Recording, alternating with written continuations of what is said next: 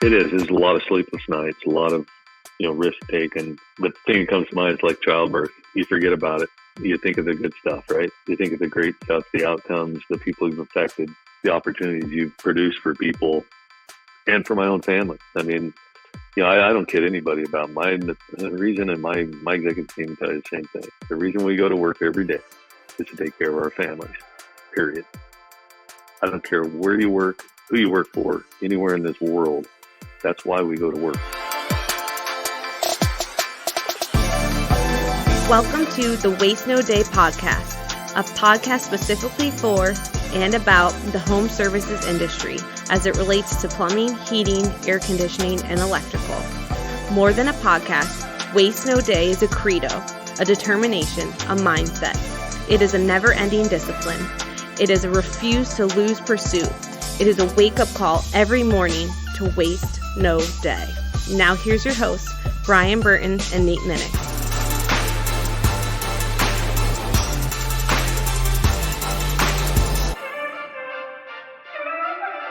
Hey, welcome to another episode of the Waste No Day podcast. Your hosts Nate and Brian are hanging out with you again, and we are excited to wrap up our conversation with Mike Brewer. Last week we had him on for the first part of our show to talk about his journey from a two-man operation to the largest plumbing company in the state of Arizona. This week we're going to be concluding that conversation, picking right up where we left off with him in the middle of some of his thoughts. But before we do that, we're going to do a quick little intro. You must have a level of discontent to feel the urge to want to grow. Idawu Koyenikan. I feel like I've heard that name before. You have heard that. You heard that name a week ago, my friend. Is that right? Because it was also our quote from last week. Yeah, I thought it appropriate to use him again because, as I said last week, I looked his name up and the pronunciation was in his Wikipedia, and I appreciated that. Well done. You killed it the second time as well. He's a writer and a business consultant, internationally acclaimed writer and business consultant. Well, I tell you what, I think our guest could soon be an international writer and business consultant based upon the things that we've already picked up from him. Yeah, you're not kidding. And we haven't even really got into the good stuff yet. Hold on. It was all good stuff. We haven't gotten into the great stuff yet. Yeah, Mike Brewer is going to be joining us for the second part of his conversation. And if you missed last week, make sure you go back and catch yourself up to hear the beginning of his story. But he is a man on a journey. And while it may seem like he's reached a conclusionary piece of that journey, I don't think he's done yet, Brian. I think he has a lot more to give. But he has gone from literally two-man operation to owning and then selling the largest plumbing company in the state of Arizona. Yeah, so built and sold the largest plumbing company in Arizona. Yeah, and we're not talking about just one niche market. This guy's all over the place. He's doing massive builds for new construction. He's in the retail side of things. He's also in the service market. I mean, he is well diversified within that region. Yep. He had a level of discontent and the urge to want to grow. And I like that quote. That's one I'm scratching in my quote book and going to return to from time to time. And it's something I like about the audience of a show like this one. You know what I mean? Not everybody's going to listen to a podcast like that. Then I don't mean this episode, but yeah, this episode. But this type of show in general. It's like you've got to feel like there's a little more out there than where you're currently at. And that's a mindset that not everybody has. That reaching forward and wanting a little bit more. You know what I mean? Well, and there's also a difference between listening and applying. And that's really the differentiator because, hey, listen, I listen to this podcast. Lots of people listen to this podcast. I don't feel like you listen to this podcast. Okay, fair. I don't actually listen too much to the podcast, but when I do the editing. When you edit, you listen. But it's the application of the principles within. I don't feel like, I feel like most of the people who would take the hour and a half a week to listen to this kind of show do not have a problem with at least trying to apply the principles they hear, because if you're the type of person that can devote an hour and a half a week to this type of show, if you have the discipline to cut that time out of your week, out of the 168 hours you have in a week, is that right? Yes, 168 is actually correct. 7 days, 24 hours. Now, I understand most people listen to it on their drive, mowing their lawn. We've had people tell us they listen to it while working out, which that one surprised me a little bit because I could not hear Nate's voice while I was trying to get a good pump, I don't even know what to say. Falling asleep on the weight bench. Wow. With the corny, low-hanging fruit jokes. It's my late night FM radio DJ voice. Yeah, the old Chris Voss. Yes. Yeah, but I feel like if you're dedicating nearly 10% of your week to listening to something like this, you're on a mission. I believe that you've already done the hardest part, which is committing yourself to a little bit of extra education. And look, we're wildly entertaining. I get that. I get it. Hilarious dudes. If you're looking for the counter argument here, you're not finding one. I'm not looking for one, my man. Actually, I was looking for the studio audience to bring us in with a little applause. Oh, there they are. Hey, thanks, guys. We appreciate it. Come on, stop. Seriously, stop. But it can feel like work to, I'm somebody who, we haven't talked about this in a while, but I had a sticky note on my dashboard in my plumbing truck that said MVU. And it was just, I needed to figure out how to write something on a sticky note that I could put on my dashboard next to my stereo. It was that 10th grade Detroit education? I didn't have a lot. Didn't have a huge vocabulary to choose from. Where I went for the knob on the radio and I had to pass this sticky note where instead of going for the music or the Jim Rome sports show or, whatever, Howard Stern or Adam Carolla, I would stop what I was doing and go, oh, that's right. I got to be listening to Brian Tracy, Tom Hopkins, Zig Ziglar, Napoleon Hill, audiobook, whatever. There were times it could be work. So I really had to master myself and beat myself into submission to make myself put that tape in over and over and over again. It helped to have that sticky note there. So I was working on getting my degree from MVU, my vehicle university. And that what I was pursuing changed constantly. Today it's sales, tomorrow it's communication, the next day it's body language, then maybe it's just motivational stuff, to keep me grinding when I knew I was going to be in a Las Vegas attic repiping a house. It was, 106 degrees outside, and they had blow-in fiberglass insulation, which is just the most fun you can have when you're sweating. It's just being surrounded by blown-in insulation. But, you wanted to listen to some stand-up comedy or some music and just be soothed and relax and calm down a little bit. And to make yourself take hours a week, or even if it's just this show, which I doubt anyone who's listening to this show only listens to this show in terms of motivation, inspiration. I believe the people who regularly listen to a show like this are also taking action almost naturally because they're forward-thinking people. They're motivated people. You're right, Brian. Grinders. And I'm not sure that we ever really stop enough and say, well done, right? I mean, for you listening, if you're listening to this show and you're trying to improve yourself, well done. Yeah, you're in a small it's mostly technicians, right? It's mostly plumbing, HVAC, electrical techs.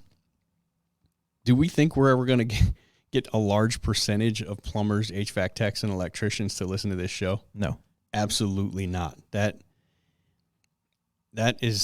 would be the biggest joke we could ever play on ourselves.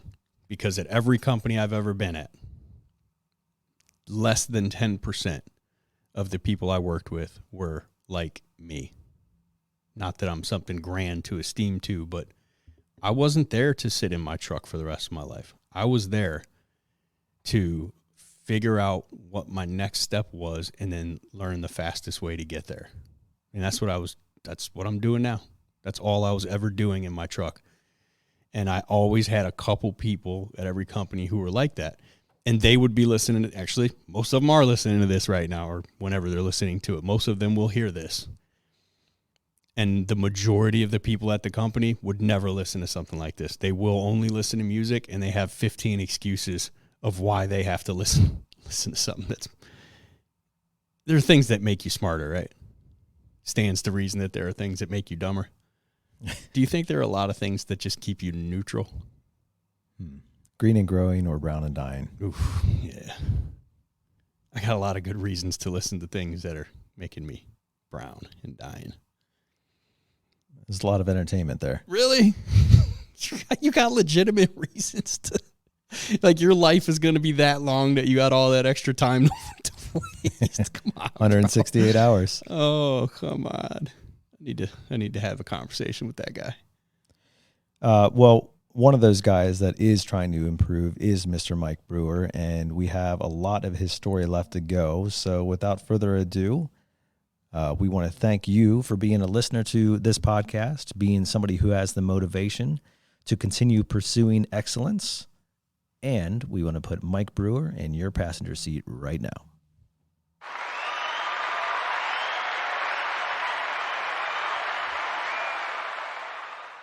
Our guest today is Mike Brewer. He is returning to our podcast for the second part of this episode. He is the CEO of Brewer Companies and senior advisor to Synergos Companies. I already did quite a bit of his bio last time, but one piece that we didn't cover is that he is devoted to the contracting industry and is the past president of the American Subcontractors Association of Arizona and is the past chair of the steering committee for the Build Your Future Arizona Initiative, which is byfaz.org. Mike was instrumental as one of the initial leaders of the concept of a marketing campaign to attract the youth of our state to consider a career in the trades while striving to change the perception of the general public from trade workers being dead-end jobs to the deserved recognition that they are actually a gateway to a highly lucrative and sound career. I believe we're going to try to dig into a little bit more of that on this part of the episode. But for right now, welcome back to the show, Mike. Hey, thanks. And as we left off last time, in the middle of our conversation, you were talking about how your executive team and you were just getting ready to restructure the company with a new vision. For those of you who haven't heard part one, you definitely want to go back and listen to that before you jump into the second half here. But that's where we're going to pick up there, Mike. So if you could just kind of take off from there and we'll follow with you. Got my executive team in place. We've got our compensation structure in place, which, by the way, added a whole bunch of new overheads. And I called them out on it and said, you do realize this plan has to work because we just added a whole bunch of new overheads to a business that, and I'll give you the current state of the business at the time. It was about a $32 million business, and our bottom line net profit, I think that prior year was not even a decent new construction company percentage, but I'll round it maybe down just a hair and say 2% to the bottom line. And that's an immense amount of risk, that much revenue to get that kind of return. And so the new plan was not that. It was to grow a very large EBITDA company that was repeatable. And again, that's where this fantasy conversation comes in. When they first told me, I laughingly said, "What are you guys smoking?" Because the number they wanted to get to repeatedly, build a company that could, duplicate it year over year, because the way we built it was basically insane relative to where we were at that time. So we had some conversation around it, and what we realized day 3 of the meeting was we need more help. The 5 of us can't do this by ourselves. And so we looked internally and said, okay, well, we need the next layer down. And we came up with what we said was, we'll call them directors. Nothing unique about that other than that day, none of them had that in their title. And we had a controller, we had an HR. I guess maybe she was head of HR. I don't think she even had director on her card. We had operations guy, field managers, different things, but we identified 10 people that were solid. They'd been with the company a long time. They were completely bought into who we were, what we were. And we said, let's give them an opportunity. And so they also got an opportunity to be compensated based on outcomes. And so with that group, the difference was, we brought them all in, we talked to them, and effective January 1st of 2017, we started this new configuration with this new intention to produce a substantially larger outcome that next year. Round numbers, our target was $2 million of earnings that next year, going from, I think, about 600,000 the prior year. And everybody got to play in that outcome. And so it meant something to the guys. We hadn't had any kind of profit sharing in a long time, but it just changed. So we made a commitment to them because they, again, as business owners, listening, when you bring people in and you talk about business, I think we all have this predisposed thinking that people understand how we make money. And I'm here to tell you, most of the people that work for you don't have a clue how a business makes money. And so we made an intentional move to, I think we took about 8 or 10 weeks every Tuesday morning for up to an hour and a half, at least an hour. We went through our income. So we taught them P&L, so income statement. We taught them balance sheet, and we taught them work in process. And on the new construction side, the work in process is critically important. But effectively, we taught them how to think about business and how to think about how do they make a profit that they get to participate in. And it was crazy how fast their actions changed. One big piece that really changed about 6 weeks after we started this was internal operations was, internal. So they took care of all our technology, all of our safety, all of our, anything that supported the field operations or building a house. But the warehouse was under the guidance of our external operations guy. All the field stuff that got done, actual work that got done, billable work, I'll put it that way. And so about 6 weeks into it, 2 of the directors that answered one of my executives came to him and said, we need to take the warehouse over. So the internal operations guy said, we need to take over the external operations component, or the warehouse. And so he brought it to our meeting, and he said, you guys are going to think I'm crazy, but my team says we need to take over the warehouse. And the reason I tell this story is because it goes back to tying to the bottom line. The reason they wanted to take over the warehouse was that it wasn't being managed appropriately. And their verbiage around it was, every day stuff walks out that back door that nobody tracks. We don't have a clue where it's going. It might be going to our job sites. It might be going to Aunt Alice's house. It might be going on a side job someplace else. They may be building their own house. There's no one tracking that.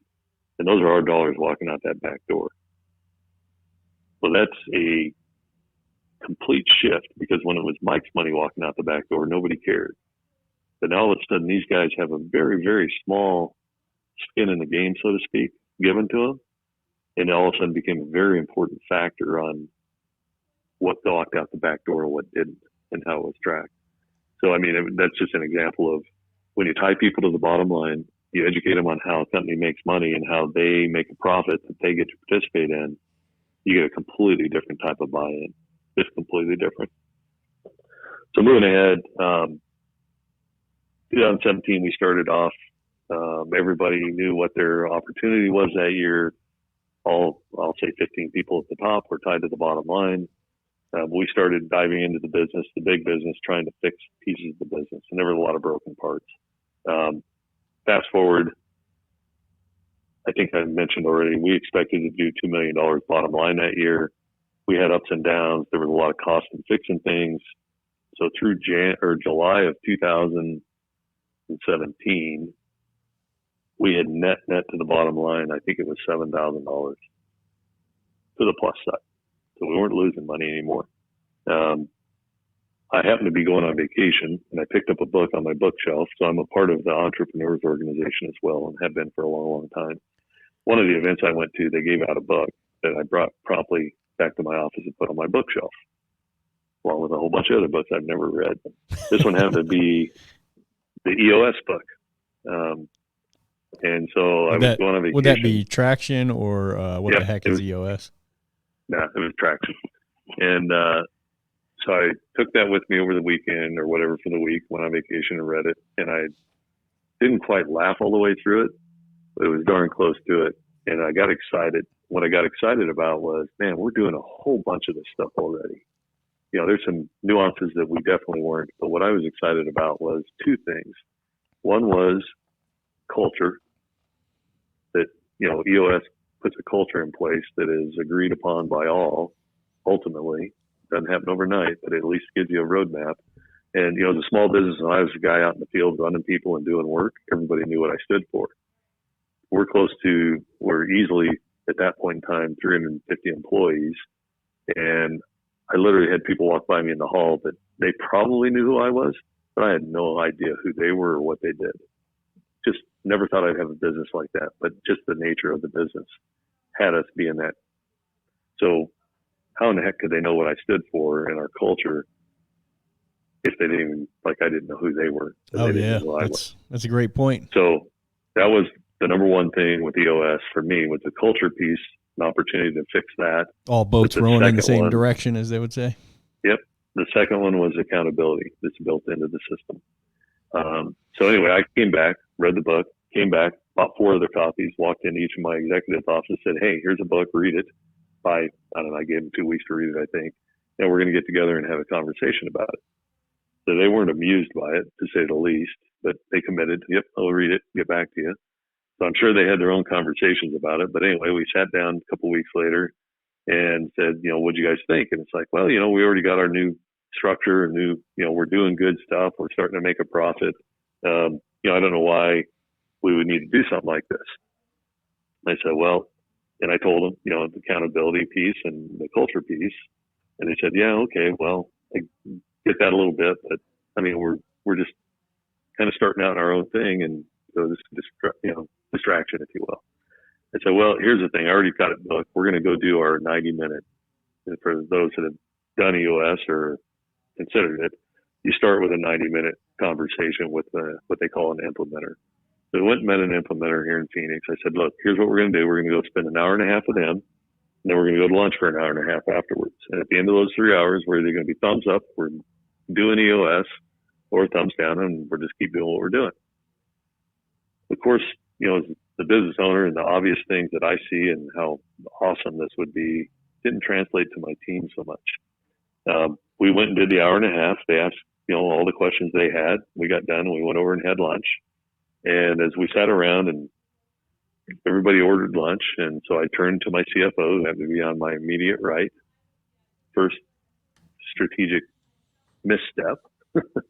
He speaks very well. He's a smart guy, and he's the money guy. And so he proceeded to tell me why we didn't need to spend $35,000 a year for 5 days of someone's time when we've got our own thing, and we're kind of, it's just starting to really kind of get legs, and let's just stay the course. And so as we went from person to person around the table as we ate lunch, everybody fell in line with his narrative. Everybody spoke about the same stuff. And, it's obvious to me I'd made a blunder and that this was not going to go well. So we got done with lunch. Of course, I'd said we're going to vote, thumbs up, thumbs down. And I knew there was no reason to have a vote. It was thumbs down, and we were going back to work. And so I said, well, as I closed lunch out, paid the bill, I said, well, it's obvious to me we don't have enough information yet. So here's what I'm going to do. I'm going to call this guy, and I need 3 more pieces of information. I want 3 people to talk to. I want to talk to one somebody that's done EOS, they've graduated, quote unquote, and they're out operating inside it. I want somebody that's currently in process with you, probably at least 3 months in the system already. And then somebody that started and somewhere along the way said, yeah, this isn't for us, and they bailed and they quit you. And so you say, man, great questions, Mike. Yep, I can get you all 3 of those. No problem. I'll send them over to you. So anyway, long and short of that, the team wasn't excited about it, but, as I said, we're going to make a decision. But anyway, I called this guy, got that information. In the interim, I found another implementer that actually was out of Minnesota, I think, but she was moving to Phoenix. Her name's CJ DeBay. So she's actually one of the high-level people inside the EOS organization. But I reached out, or I looked at her, looked on looked on LinkedIn. I noticed another contractor that I know, he's in restoration, knew her. We were mutual friends, whatever, with her. And so I shot an email to him real quick saying, hey, how do you know CJ DeBay? I didn't say anything about EOS or anything. And he's like, well, she was my coach for 3.5 years. Why do you ask?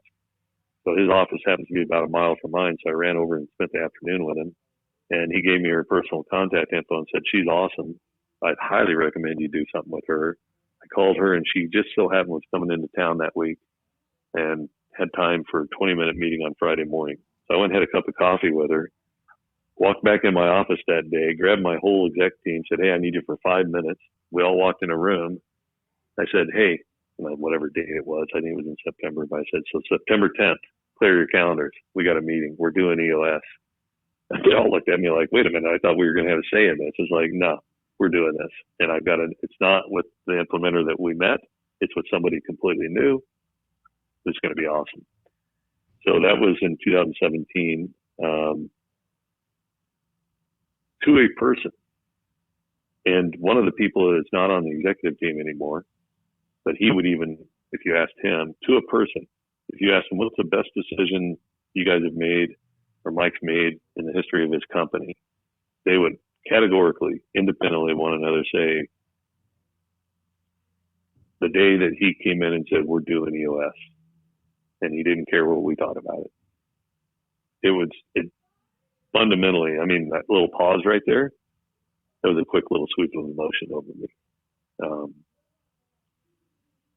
Super important decision. I feel really proud that, I stood strong and made that decision. It was the right thing for the team, right thing for the businesses. And anyway, so we launched that fall with EOS, and, we've never looked back. So it's a 2-year program. I laughingly say, yeah, we're 4 years into a 2-year program. Yeah, I think is this our 4th year, Nate? We might, at least 4. Yeah, and did you keep your implementer as well? Yep. Yeah, us too. Yep. And we would say EOS the same thing. thing. I don't think anybody on our leadership team here would say anything different. It is one of the best decisions ever made in this company.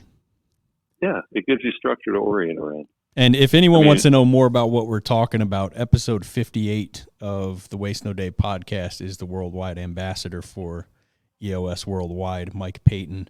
That's September 27th, 2021's episode. Feel free to download and check it out. That's awesome. Yeah. I knew you guys were a EOS company, but yeah, we got into that. And so it's just been, I laughingly say, I was in business for 32 years, nearly 32 years, owner myself, holding all the risk. I've been in the industry for 43, 44 this year. And the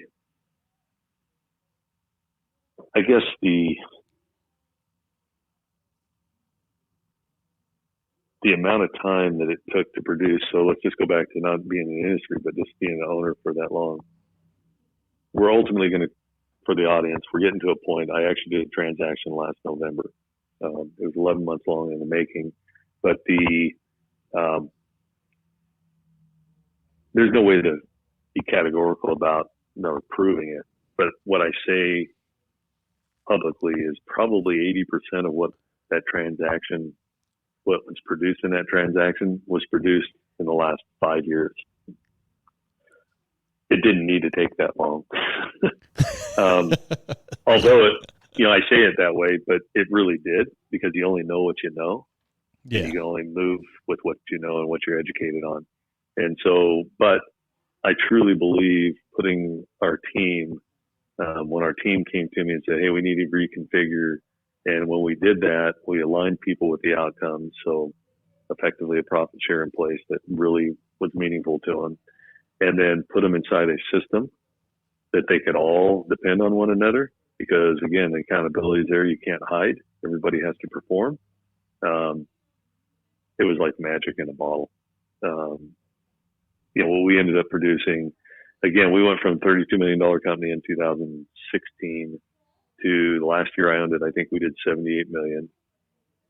We went from a 2% bottom line, roughly, to a nice double-digit profitability with all that new construction. Yep, all in new construction, and ultimately did a ridiculous transaction.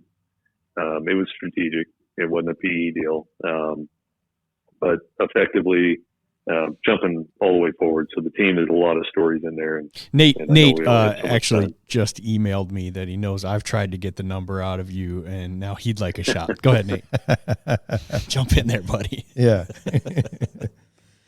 Well, I mean, this has been a fantastic journey, Mike, and I appreciate you sharing all those details with us. And you kind of hinted at right there the last year that you owned it. So where does that bring us to today? What are you doing now? Yeah, no, so my current role, I'm still the CEO of the Brewer Companies, which is the combined entities. But my actual role is senior advisor to the CEO of Synergos. So Synergos is a purchasing company. They're actually backed by Japanese money, Asahi Kasei. They're the largest builder they're a publicly traded Japanese company. Asahi Kasei Home is a division. They're the largest builder in Japan, is one of the offers they have. They're actually in medical equipment. They're in, a whole bunch of different things. As a Asahi Kasei parent company, $25 billion company. But the Asahi Kasei Home is really so they build in Japan, they build in Australia, and now 3-4 years ago, I guess, they bought a company here in Phoenix, and they're doing a strategic roll-up, meaning they're not buying a whole bunch of plumbers, they're not buying a whole bunch of framers or anything. They started with framing.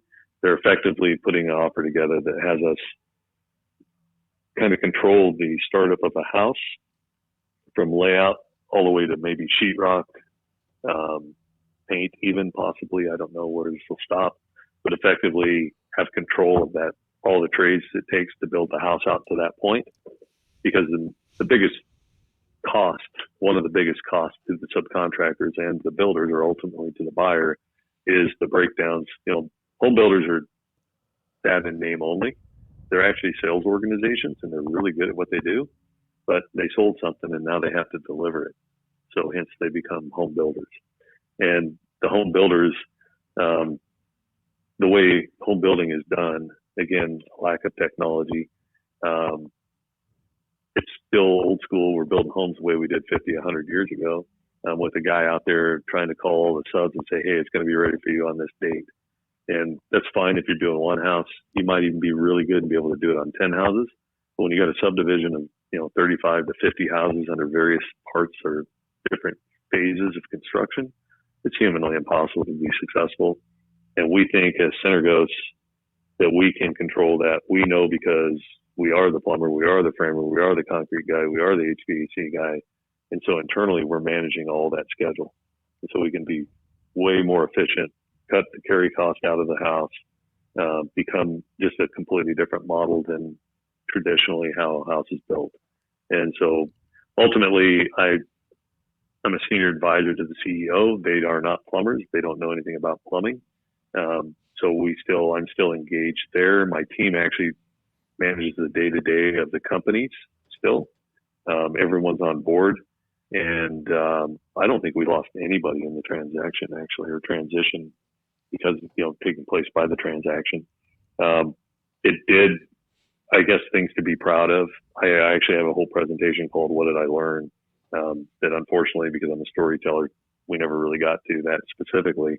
But one of the things I learned was that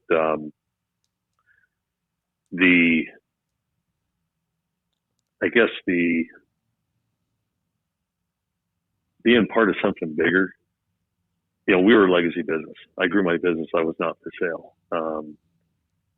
I'd always said the caveat, in fact, this came out of that 2017 timeframe to my team, because they asked me, are we a private equity play? Are we legacy? What are we?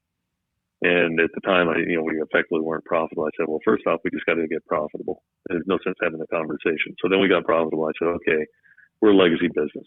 So I think it was September 2017, I declared we were a legacy business. With the caveat that, if someone walks in with a big fat check, it'd be foolish not to go have lunch with them at least.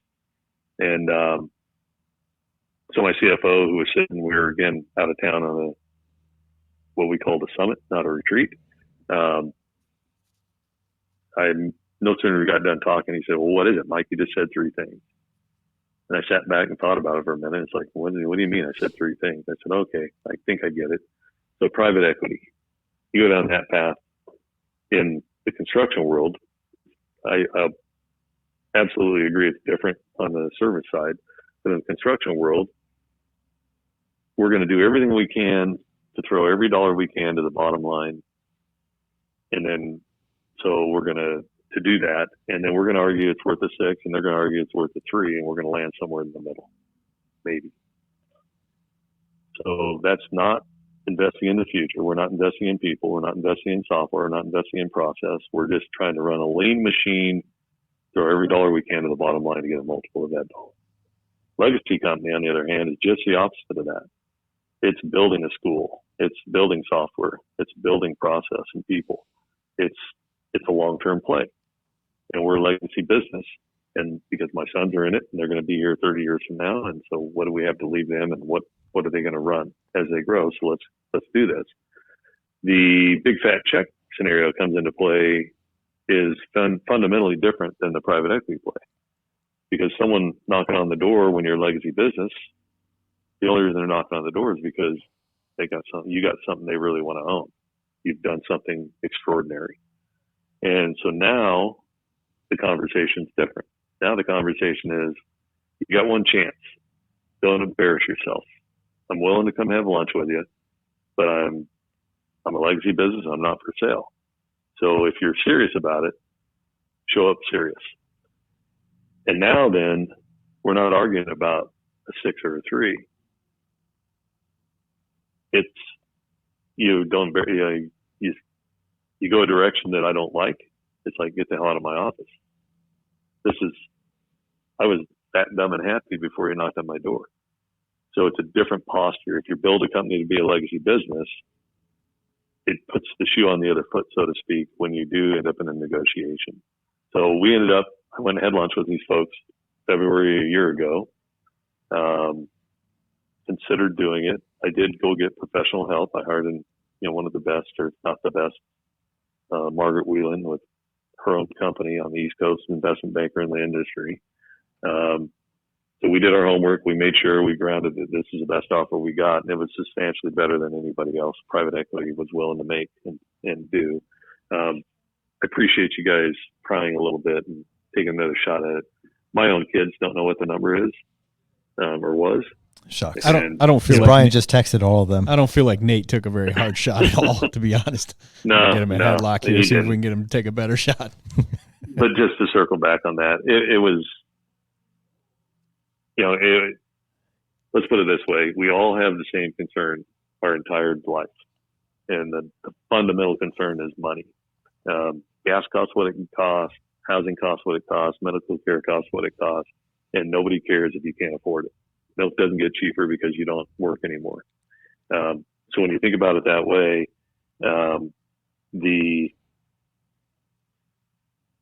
it's up to each of us. And so when I ultimately decided to do what I did, it took care of those costs. And so what it did take care of for me is I don't have a concern for money ever again in my life. And I like to think I'm a fairly bright guy. I could screw it completely up and have that concern again, but I worked really hard to get it. And, if we manage it right, if we're good stewards, if we're guardians of the family wealth, it can take care of multiple generations. And so I think as business owners, the day we started, we may not think about, maybe someday someone would write us a check for our business, but at some point along that ride along our career path, we contemplate it would be nice to not have the risks, not have the stresses every day that we do. And, I love what I do. I loved every minute of what I did. I shouldn't say every minute. There's ups and downs, like in anything. That whole 2008 minute was tough. Yeah, that was tough. But I truly love the industry as a whole. I think that we are undervalued by society, highly undervalued. It's what we do as tradesmen and women. It makes our world go around. It makes things work. So it allows us to live the way we live. And it's, unfortunately, because of a marketing campaign that everybody needs a college education that started back in the late 70s, and shame on us as construction industry, we didn't battle that at all until recently. We've got this, oh, you're going to be a trades guy and you're looked down on. And it's slowly changing. But anyway, I could go 3 hours just on that. It is, and special shout out to Mike Rowe for leading the charge on fighting that good fight. And it is everybody's dream, obviously, who owns a business or is a partner in a business or what have you, to get the quote unquote golden parachute. Have a big check written for your business. But you've definitely transcended that, as you were sharing with Nate and me. You made, with that transaction, you made people on your leadership team who aren't even family millionaires. Like what? Yeah, it's one of the things I was real proud of.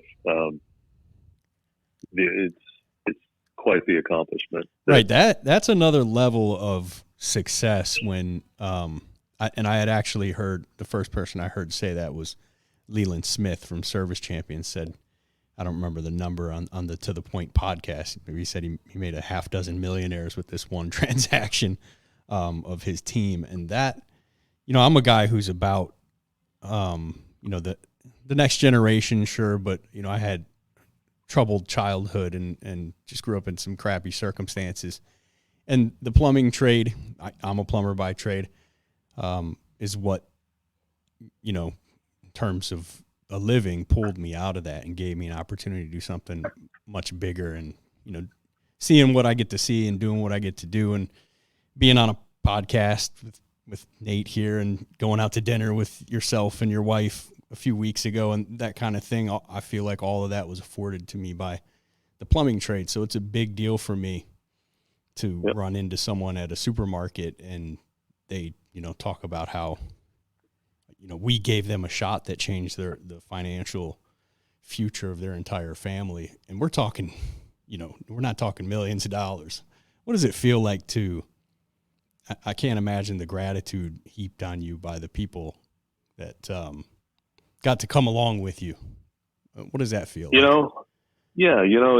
That's a great question. I am never actually really thought of it from that perspective. And I'll go back to a term I used earlier, and humility or being humble. These guys earned every penny. Without them, the transaction never takes place.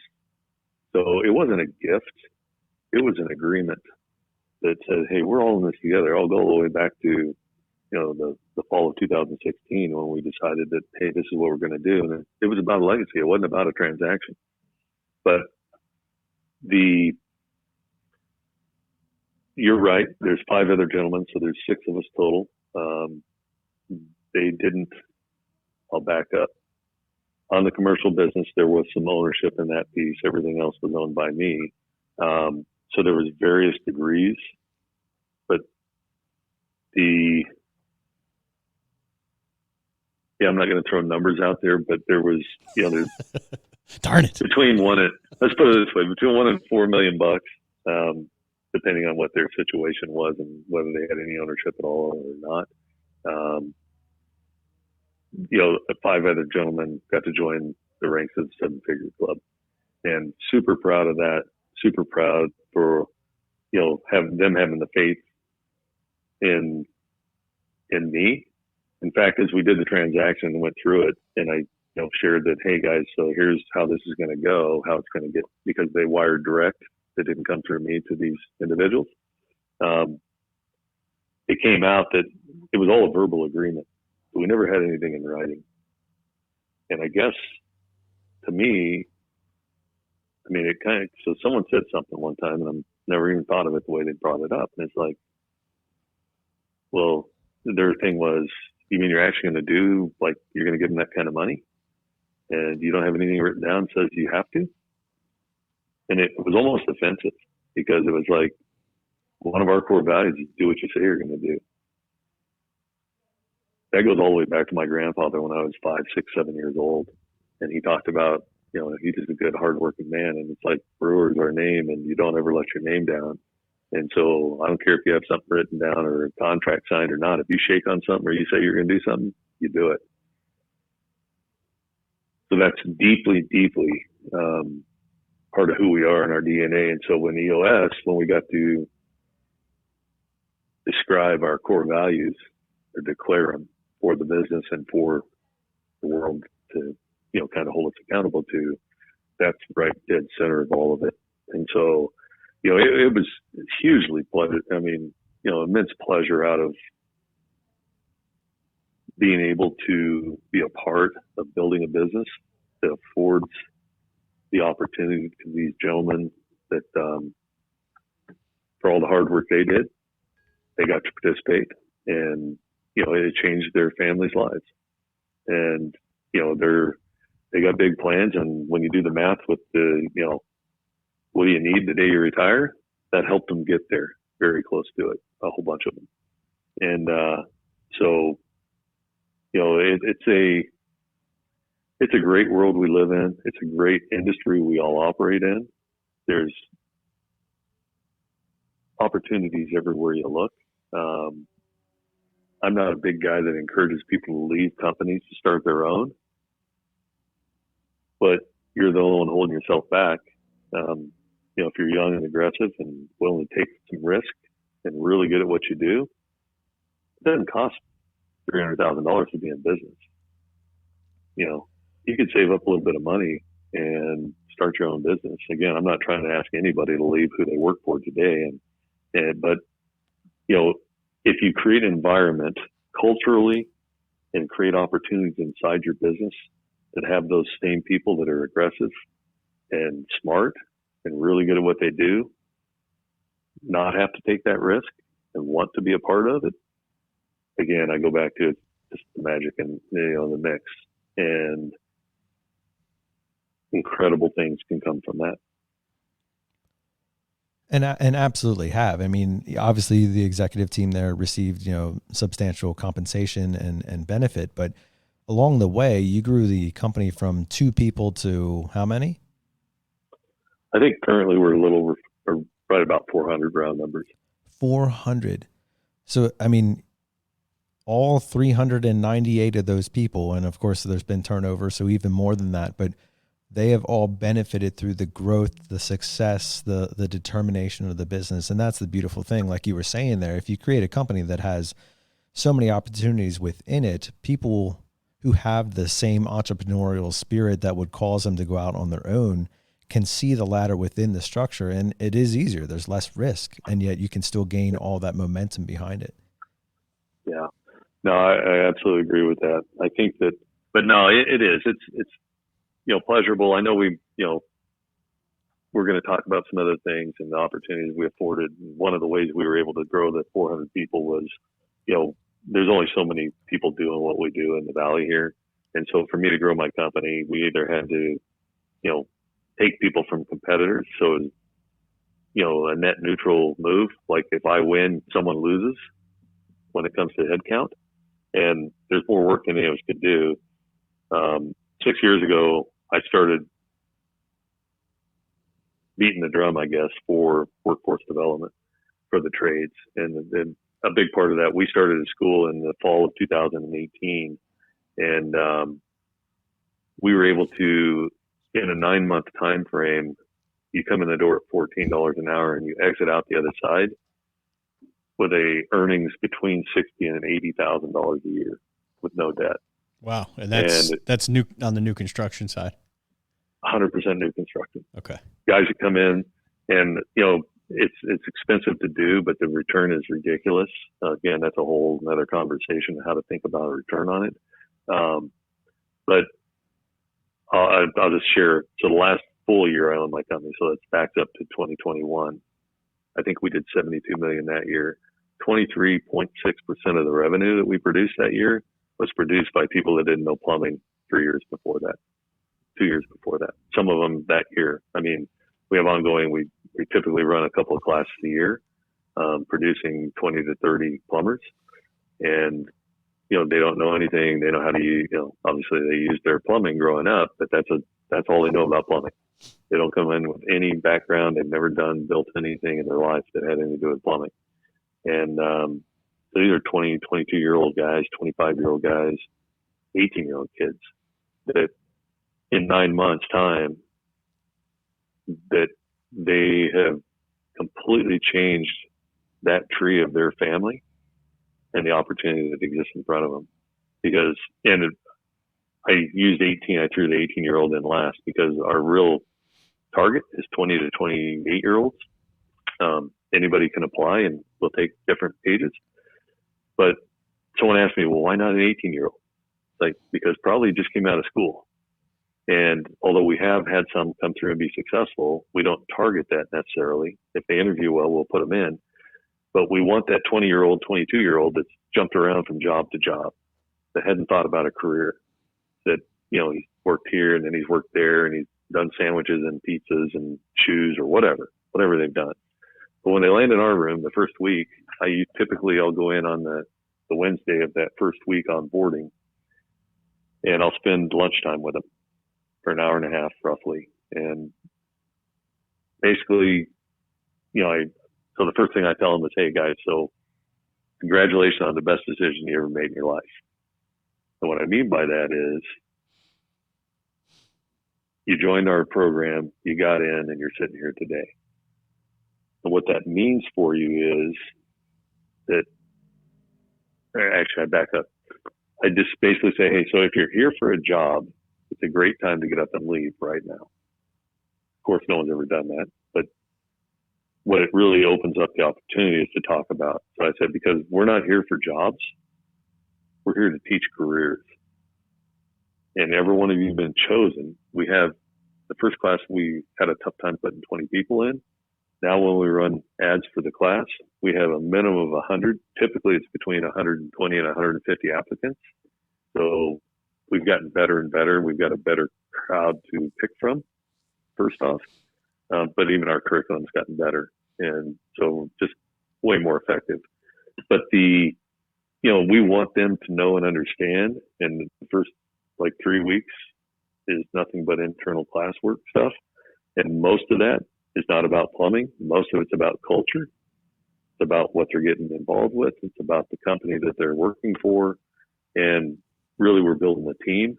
And so it's kind of interesting. So an unintended consequence or outcome, I guess, unintended outcome is that when these guys are out in the field now, by nature of being a production pay shop or a piece pay shop, they're all fundamentally competitors. Who gets the next house kind of thing. And in our world, what changed was these guys have gone to school together. They have a shared background, a shared experience, and they have this unique camaraderie that even if they were in a class and then the next class, they all did the same class. They all learned it the same way. And so they have a different kind of camaraderie than just the plumber that came to work for us that already knows how to be a plumber. And he brings all his bad habits with him. And so how long have you been running that academy? 2018, November 2018, we started. And do you have any idea what your graduation numbers are? I don't have the numbers off the top of my head. I know that the original group was a disaster as far as retention, but our retention now is in the 70% range. We do have fallout. Like if we start with 30 people during COVID, so we like the class to be 30, 32 kids. During COVID, we had to back it down to, I think it was 20. But we know that there's some turnover. It happens in the first couple of weeks typically. So we actually started with 24, I think, or 25 during that time frame. And basically it was boot camp. Couldn't be in a classroom. Everyone's masked up and it was all about space, being 6 feet apart and all that crap. But nonetheless, they did their first morning and then they said, okay, for the next week or 2 weeks, I forget what it ran. You guys won't be coming here. You'll be coming to this address. And it was basically somewhere out in the field. And it happened to be in August. So you can't be in a worse situation in Phoenix, Arizona than in the field in August. Right. And so it cut out those that weren't cut out to be a plumber real quick. the funny part was everybody busted their hump. I didn't experience it, but it was shared with me. There was one guy that called like day 2 and said, yeah, I'm out. But outside of that, that meant we had 5 other people, I think, that we had to cut, or 4 other people. When they made the cut, like, from what I understand, half of the 4, so 2 of the 4, when they got cut, were in tears that they got cut. They wanted in so bad. And so we told them, hey, reapply next time around. Now you already know what our expectation is and what it looks like out there and what it feels like. So be prepared for it. Come for battle next time. And I think that they did come back, and I think that they did get in the program later on. But it's it's just that kind of, you get someone that because they already heard the story. They did get to hear the story that first morning about the opportunity in the future and the career.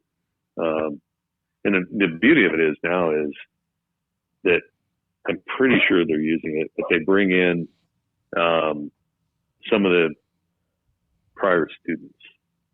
So it's one thing for me or one of my managers to sit up in front of the room and say, and you'll be earning this much money, at the end of the year or when you graduate. It's completely different when a guy comes in and brings his last week's paycheck with him. Oh yeah. And he was them a year ago, or he was them 18 months ago, 2 years ago, and he shows them his paycheck. Guys, I was you. It just gets real fast. And Absolutely. So, it's a kind of unique program. We've shown it to our competitors. We've shown it to other trades. No one's duplicated it. No one's even attempted to.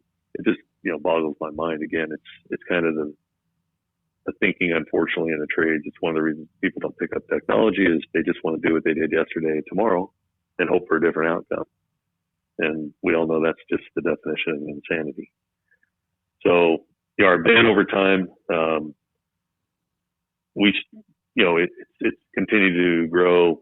Like, the unfortunate side for Ben, and I throw myself under the bus on this a little bit, is it did become that little one-off company on the side because the other company was growing so big and so fast, and it was really where the big opportunity is. But again, I got to give a shout out to the Ben Franklin system and process and current franchisor leadership completely changed my thinking about that particular offer that we made.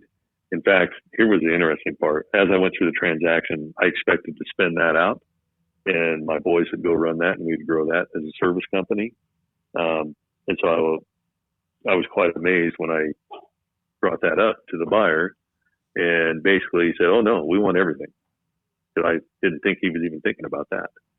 And they were adamant about, they bought everything. They bought the commercial service business. They bought, there were a total of 5 entities. One was just a little, I have a device that's got 2 patents on it. So it's a 1 SKU company, test device for the plumbing industry. But they bought all of it, including the franchise business, which made me scratch my head. But they looked at it that they said, hey, first off, they respect. So I guess in hindsight and conversation, really was about respecting what I had and why, if it was important for me to own, then it was important that they owned it too. They do see the opportunity on the service side, and they would like to grow, continue to grow that, not only the Ben Franklin, but grow the HVAC and electrical side of the business for service repair. It's a unique, they don't do that in Japan that I know of. They're just new home builders over there, but it's something that they want to explore here in the U.S. And so it was just one of those things that, okay, well, you want everything, I guess, let me check with the franchisor. And so I checked with them, and they were okay with it. And so we included that in the transaction. So I truly am employed. It's interesting to say that. I don't own anything anymore. So I do have a job. I'm real proud to say that, as I mentioned earlier, nobody left. Nobody freaked out about new ownership, and Mike's not here. Mike's still here. Mike's still involved. I'm involved at a very high level. I'm not a day-to-day operator guy. My team now manages that day-to-day. I say now, heck, they managed it when I owned it. They afforded me the ability to go out and do these things legislatively. What are the rules we're going to operate within? the workforce development side, we built a whole program called Build Your Future. That's nothing but a marketing campaign to our youth, is how we all say that, but in reality, it's to their parents, letting their parents know there's another way that their kids can earn a great living, have a great life, and raise a great family with a great career. And it didn't put them in debt to go learn how to do it.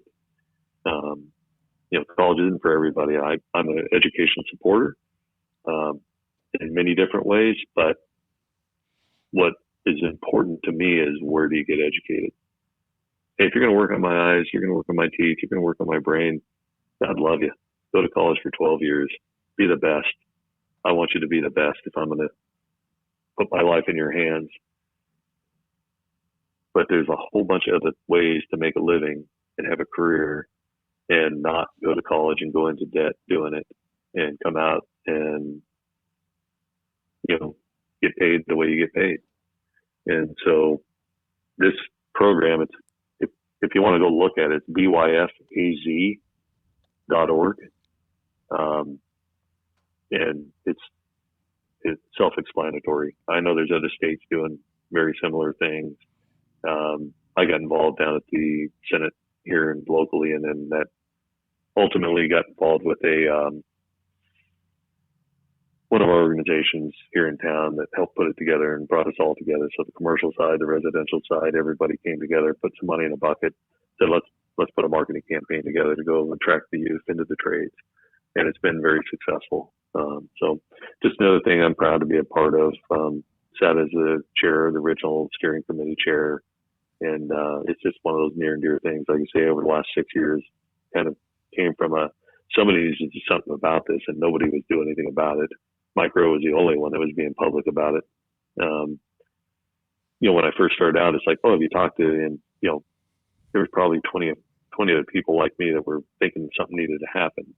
But, I just happened to be able to afford bringing somebody on in retainer to actually push this thing where it needed to go. And so here we are 6 years later, and we got a nice, robust marketing campaign out in the marketplace.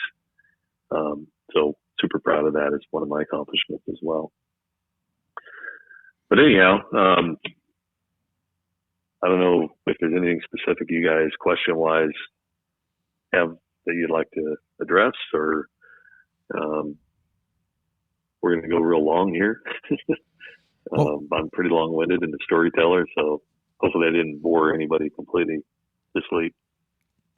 What a fantastic story, Mike. And I mean, the story's not over yet, obviously, and I'm sure you have more to give and more to offer in the future there.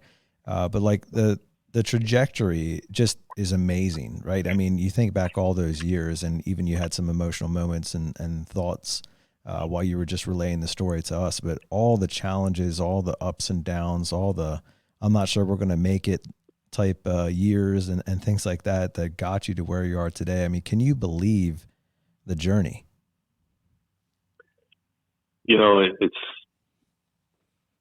I appreciate you kind of setting that up. And thought of it again from that perspective, but there's a lot of sleepless nights, a lot of, risk taken. I guess I'll get hammered probably. But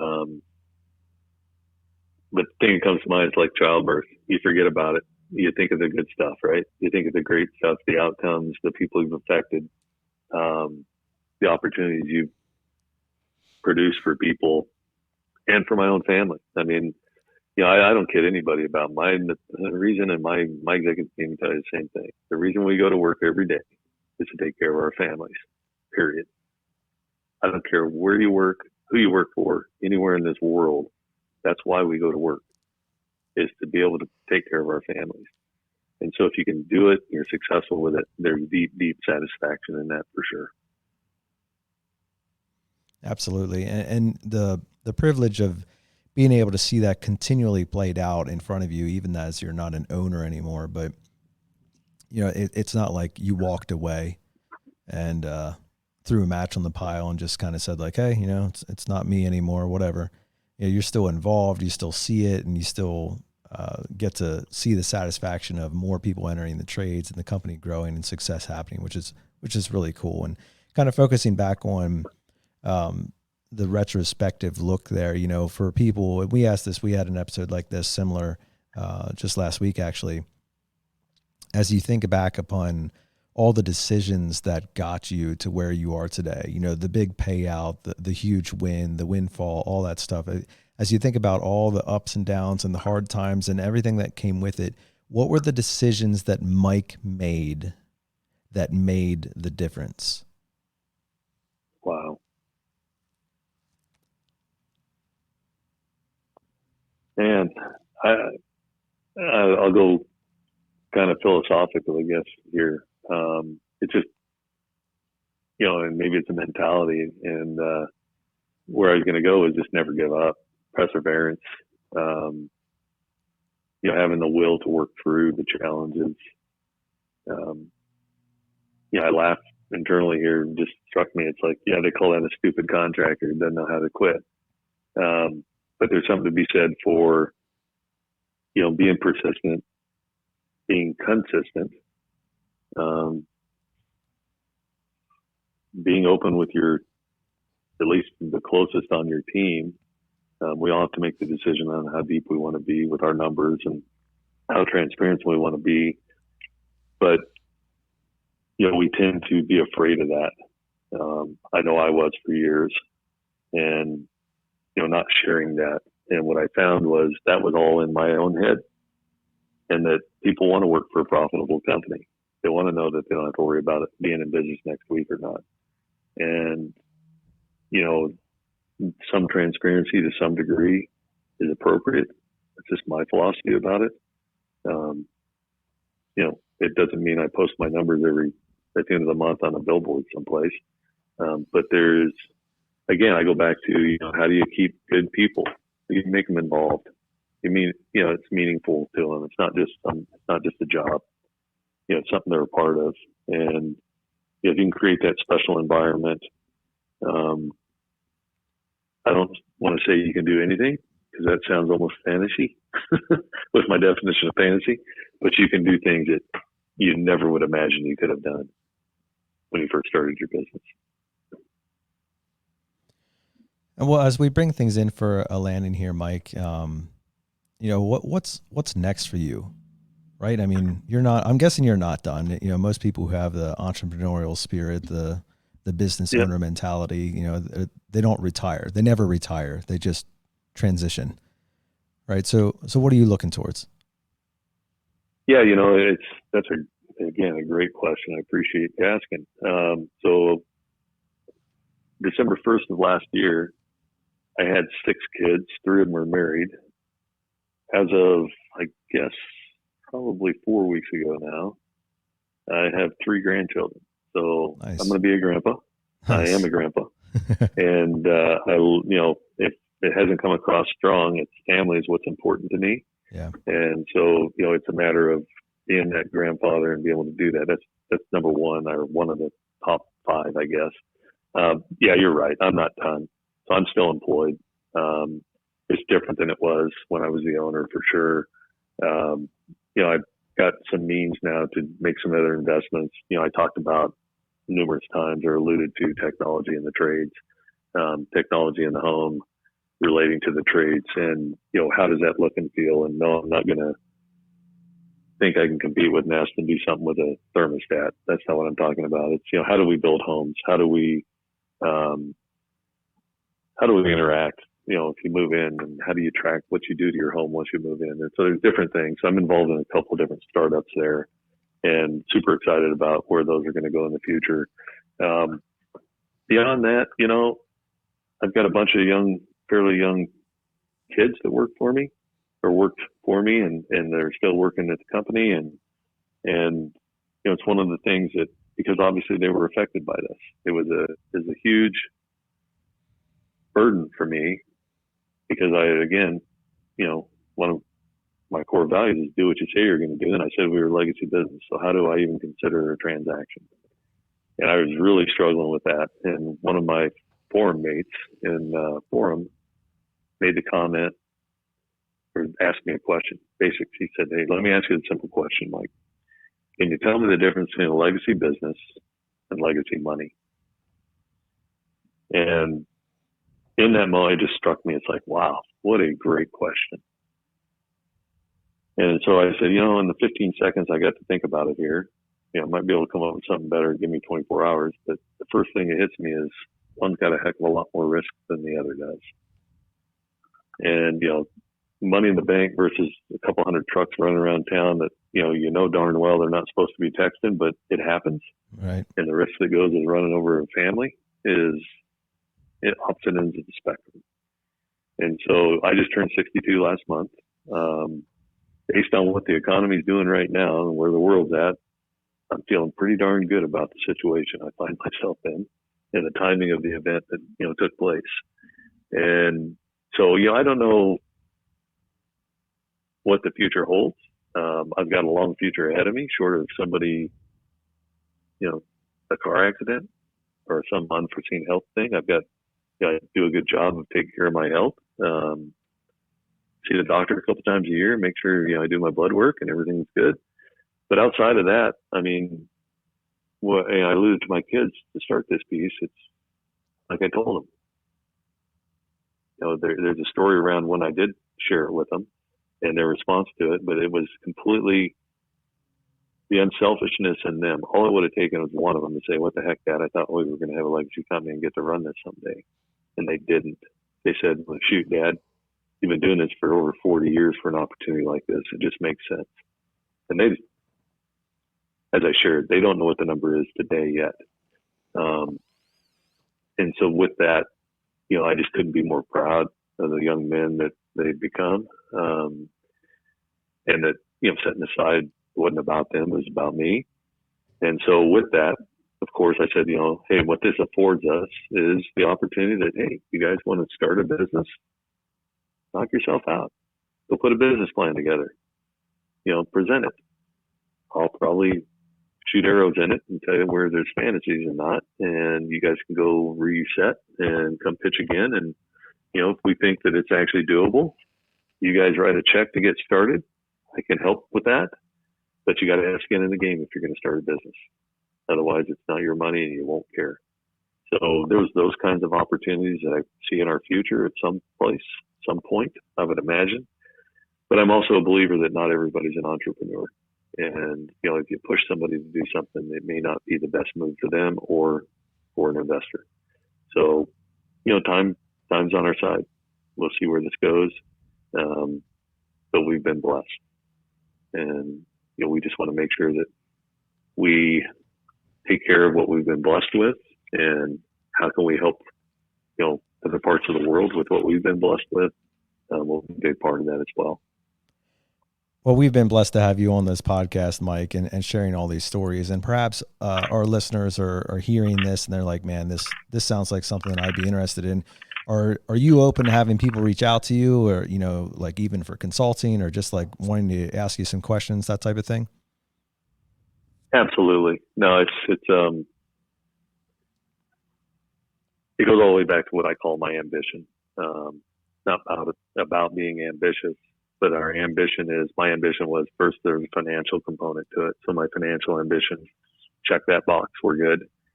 Beyond that, what are some of my other ambitions? And one of the big ones for me that, makes me get out of bed in the morning is, how can I help other people, especially anybody that's in business basically, but I really kind of focus on young people in business. I alluded to it earlier. It was the school of hard knocks. It was, learn on the job, all that kind of stuff. Well, I liken it to, the way I kind of describe it, if I can keep somebody from stepping in one hole, that's a win. Because every time you step in a hole, you write a check, it seems like. And Lord knows I've stepped in a lot of holes over the years. And so, if I can be a resource, someone contemplating going down the transaction road, if you will, hey, if there's just a guy out there that says, maybe I ought to start my own business and maybe I could do that same thing, I'm open to those kind of discussions. I mean, it's just like this morning. I met with a guy, as I alluded to before the call started, that, he's right in the process. He's on the third phone call. They're talking numbers. Don't know if they're going to get there or not. But, we spent a couple hours this morning together, things to think about and maybe consider as you're in this conversation. with someone potentially going to buy. He's 38 years old. He's a young guy. And my biggest, share with him was, hey, don't fall in love with the deal. Be willing to walk away anytime. He's like, oh no. I mean, if they don't go where we're at right now, then you know what? We just won't do it, and we'll just keep doing what we're doing and circle back in a year. And it's like, well, as long as you can maintain that, because it's tough when you get in a negotiation and there's real money involved. But anyhow, just any way I can help out. So yeah, let's just plan on having reach out to you guys. No, yeah, absolutely. Okay. If you're interested in learning more about Mike, or getting connected with him, or just, would like to ask him some questions, please reach out to us and we'll make sure we facilitate that relationship. Mike, as we close out our podcast here, the final thing that I wanted to be asking you is, for the brand new 1 to 3 year person in the trades who's sitting in a truck and they're looking at you at 60 plus years of age and saying like, I can't even think that far ahead. I'm looking at the next wrench that I have to turn. I'm living paycheck to paycheck. I'm doing these things right now. I'm putting in the grind and I'm willing to work, but I'm not quite sure what I should be working for. As you take us out on this episode, what would be the focus point that you would say to like that up and coming generation that's joining the trades as to what they should be focusing on right now? Gosh, it's pretty broad, but I guess to narrow it down, it would be, be committed to your career. And that could be, 1 to 3 year guy. It's like learn everything you can learn. Quality work matters, like no shortcuts, do it right. In the long term, that's way less time consuming and lower cost than not doing it right. Be committed to who you work for. That's how you build an identity. Believe me, as owners, we notice guys that are like committed, that are after it. They're head and shoulders above the guy that's not. And we all have guys that aren't in our shops. We have to. We need people. But when you're committed to the trade, you're committed to what you do, you're a quality employee, you show up on time, you go the extra mile, you do the extra task, whatever, without being asked. Typically those are noticed. And if they're not, then you need to notice that and maybe decide on, is this the right place for you to be? Again, I'm not a proponent for asking anyone to leave where they're at, but I am a proponent for you to earn as much money as you can so you can take care of your retirement, take care of your family along the way. And as a young guy, early 20s, just starting out, probably don't have a family yet, probably don't own a home yet. Those are all the things to aspire for. And I just, I congratulate you on taking the time to listen to something like this, to listen to something like this, because it'll trigger thinking in you. It'll have you have a different outcome in life versus the guys that just showing up, doing their job and going home for the week. And so, be committed to your career. That's the best thing I can tell you. Great way for us to wrap up this episode, Mike, and a great challenge for our listeners out there to be committed and to be listening and expanding your mind to these types of ideas. Mike Brewer, it has been a privilege to have you on the show today. Thanks so much for taking an extended period of time to do this 2-part episode with us. We've enjoyed the time with you, and we hope and trust that our listeners will have done the same. Awesome. Thanks, Nate. Thanks, Brian. Anytime. Great to talk to you again, Mike, and we'll talk again soon. Sounds good. That's a wrap for this 2-parter. We hope that you enjoyed episode 1 and episode 2 with Mike Brewer. Man, did he have a story to tell and a lot of content that goes with it. And like any good story, that it's just the tip of the iceberg for all the tears and fears and everything that went along with making that story possible. And now that he's on the other side of it, it's a lot easier to look back and process your way through. But that could be you as well. And one of the things that we want to challenge you in is having that long-term view of what you're doing, right? Stop thinking so today. Stop thinking so right now. Start thinking longer, bigger, farther ahead. And it will develop something inside of you that is more mature, that is more stable, that is looking for the next thing and not constantly and myopically focused on what's right in front of you. That type of thinking usually gets you short-term solutions. But if you begin assessing and expanding your mind to opportunities and things that are going to think 20 years out, 30 years out, 40 years out, it will develop something new in you. And I hope that's been an encouragement to you. I know that this podcast has certainly done that. And again, we're so grateful to have Mike and his story on the show. We want to leave you with our challenge as we do every week to make sure that you are finding ways to improve, expanding that mindset, and choosing to wake up every single morning and waste no day.